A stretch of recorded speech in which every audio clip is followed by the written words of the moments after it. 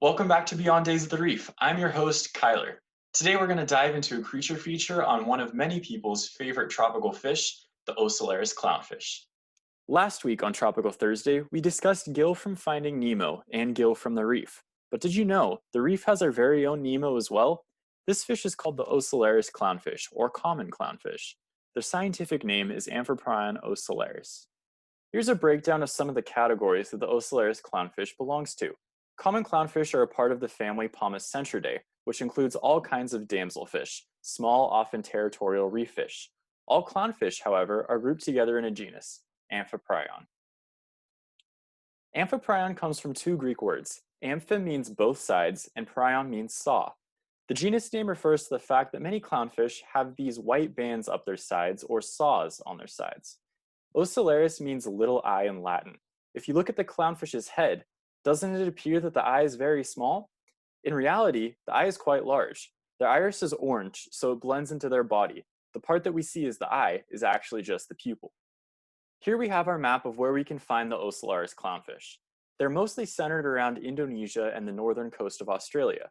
Where is this red arrow pointing to? It's Sydney, Australia, so some of you may have connected the dots. In the movie Finding Nemo, Marlin and Dory go to Sydney to find Nemo.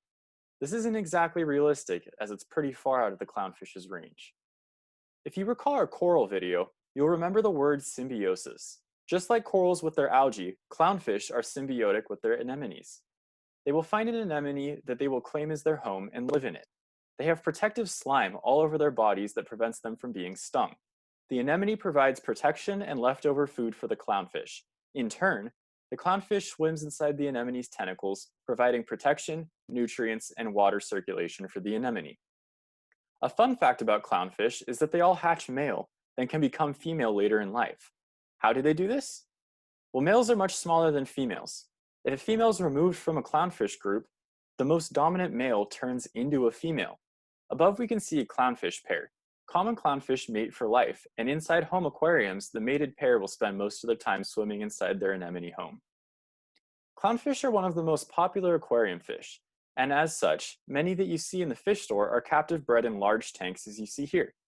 As a tropical aquarist, it's important to me that the fish we keep are responsibly sourced from responsibly managed fisheries, or aquaculture-based breeders.